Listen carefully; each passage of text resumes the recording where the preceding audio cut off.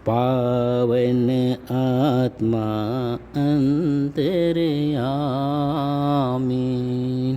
पावन आत्मा अंतर्यामी, बरसा दे अपनी कृपा, अपनी कृपा, अपनी कृपा।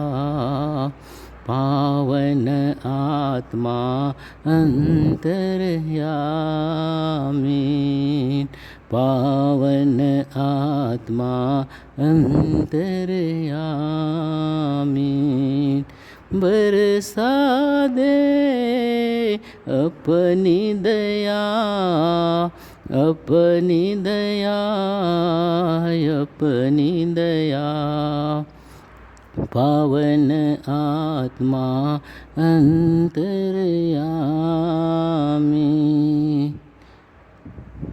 जय यीशु। मेरे चैनल में आपका स्वागत है। मेरा आज का टॉपिक है, ईश्वर शैतान को क्यों ख़त्म नहीं कर देता। शुरू करने के पहले हम क्रूस का चिन्ह बनाएं। पिता, पुत्र और पवित्र आत्मा के नाम पर आमीन। अगर शैतान को ईश्वर ख़त्म कर देगा तो पृथ्वी पर पाप नहीं रहेगा।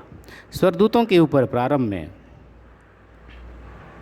घमंड कहाँ से आया? उस समय भी शैतान की शक्ति काम कर रही थी।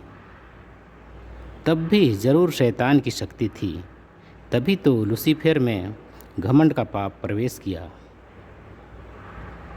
पहले से शैतान था, इस बात की बाइबिल में जिक्र नहीं है, इसलिए हम उसे यहीं से समझते हैं, बाइबिल की बातों से ही समझते हैं। हम यह भी नहीं जान सकते कि उन स्वर्गदूतों के लिए क्या क्या आदेश दिए गए थे और किन किन चीज़ों की अवज्ञा नहीं करनी थी।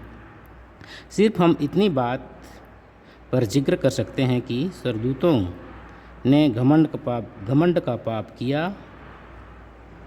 हम यहीं से घमंड को पाप का आरंभ मान सकते हैं। घमंड ने यहीं से जन्म लिया और परमेश्वर उसके कारण उन्हें दोषी करार दिए। ये नरकदूत या लूसीफर अब भी लोगों को नाना प्रकार के पाप कराते हैं। वे अपने वश में किसी को भी कर लेते हैं और उन्हें पाप का आदि बनाकर उनके द्वारा फिर बनाए हुए हुओं के द्वारा भी पाप कराते हैं। उन्हें नरक दंड में डालने के बाद कुछ समय के लिए, यानी बहुत कम समय के लिए नरक से छूट दी जाती है। इतने समय में वे नरकदूत लोगों को भरमा देते हैं। इससे उसका साम्राज्य पृथ्वी पर एक बीज की तरह अंकुरित होता है, बढ़ता और फलने फूलने लगता है। अगर ईश्वर शैतान को ख़त्म कर दिया होता तो पाप भी नहीं बढ़ता और लोगों को भी नरक दंड का भागी नहीं बनना पड़ता। इतना कहने पर भी इस टॉपिक का आंसर नहीं मिल पाता है। बाइबल में लिखा है कि कुछ समय शैतान को छूट देना आवश्यक है। अगर उसका अस्तित्व ईश्वर समाप्त कर देता, यानी कि शैतान को ख़त्म कर देता, तो वह रहता ही नहीं और कुछ समय के लिए छूट भी नहीं मिलता कि लोगों को भरमाएं और लोग किसी तकलीफ़ में पाप के कारण नहीं होते। जिस प्रकार की आदम हव्वा बिना तकलीफ़ से आदम बाग में निवास करते थे, सुखीपूर्वक रहते थे। आखिर शैतान को परमेश्वर ने क्यों ख़त्म नहीं किया? परमेश्वर लूसीफर एवं अन्य दूतों को बहुत प्यारा बनाया था, प्यार से बनाया था, सुंदर बनाया था। परमेश्वर ने कुछ तो उनको भी ज़रूर आदेश दिए होंगे और वे उसे नहीं माने और परमेश्वर से विमुख हो गए। उनको विमुख होना था, यह ज़रूरी था।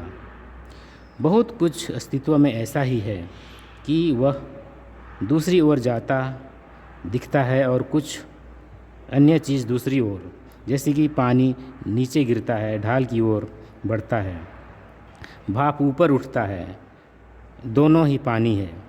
हाइड्रोजन ऊपर जाता है, ऑक्सीजन नीचे पृथ्वी पर रहता है। तेल को एक बोतल में भरा जाए तो पानी और तेल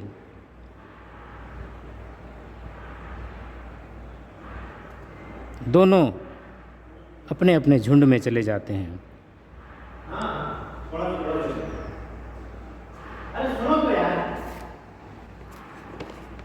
इसलिए वे स्वर्गदूत भी नाम मात्र के लिए थे और उनका स्वभाव परमेश्वर से मेल नहीं खाया और वे साथ नहीं रह सके, यानी परमेश्वर साथ नहीं रह सके। परमेश्वर ने आत्मा को अमर बनाया है। वह प्रारंभ से ही अपने वचन के पक्के थे कि स्वर्गदूतों को अमर बनाएं।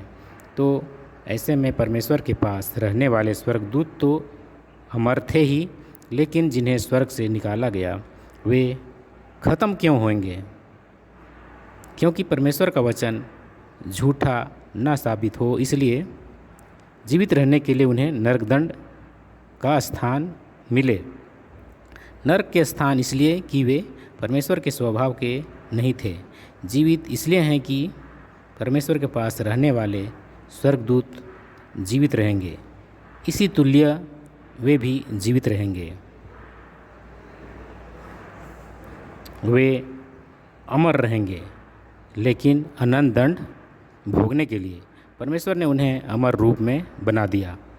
इस बात का कोई दावा नहीं था कि वे सब के सब सुखी रहेंगे, सिर्फ अमर रहेंगे।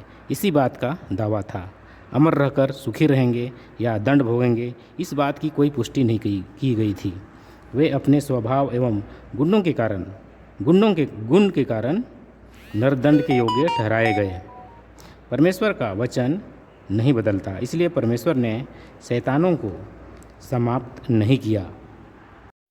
एक सवाल यहाँ और उठता है कि परमेश्वर को नहीं पता था क्या कि पाप के कारण बहुत लोगों का सर्वनाश होगा और वे लोग अनंत दंड भोगेंगे? तो क्यों लोगों को परमेश्वर ने बनाया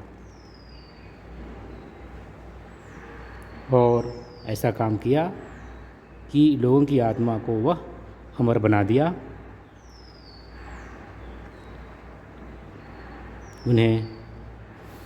उन्हें पता था, इसलिए तो लोगों के लिए नियम बनाए थे और अभी कोई ना कोई नियम है। पहले नियम बनाए थे कि जो आदम और हेवा थे उनके लिए नियम बनाए थे कि आदम बाग के बीज का फल को ना खाएं, लेकिन वे ईश्वर की नहीं माने। परमेश्वर यहाँ लोगों से सवाल कर सकता है कि मैंने नरक से बचाने के लिए आदेश जारी किया और तुम क्यों नहीं माने? लोगों के पास क्यों प्रश्न है? लोगों के पास क्यों का प्रश्न है?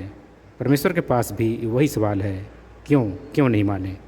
बहुत सारी चीज़ जीती और मरती है, यानी बहुत सारे प्राणी जीते और मरते हैं। उनका आत्मा से कोई, यानी कि अनंत जीवन एवं मृत्यु से कोई भी ताल्लुकात नहीं होता, लेकिन लोगों का अनंत जीवन और मृत्यु से ताल्लुकात होता है। इसलिए परमेश्वर ने सिर्फ एक चीज़ को अपनी महिमा के लिए बनाया और वह है लोगों को, और उसे वह अमर बनाया। हम जानते हैं कि बहुत सारे ब्रह्मांड में तारे हैं, लेकिन एक ही तारा है, उसका ग्रह है पृथ्वी, और पृथ्वी पर जीवित प्राणी बसते हैं।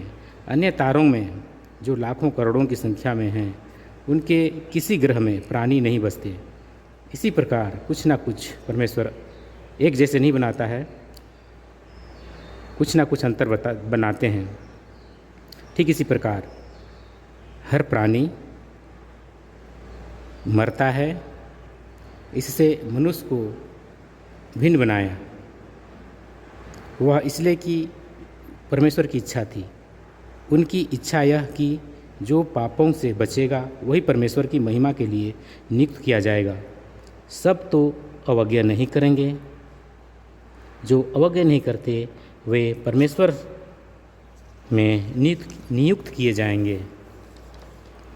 अपने स्वभाव के अनुरूप परमेश्वर वचन के खिलाफ काम नहीं कर सकता। इसी से वह अपने आप में अस्तित्व में कायम है।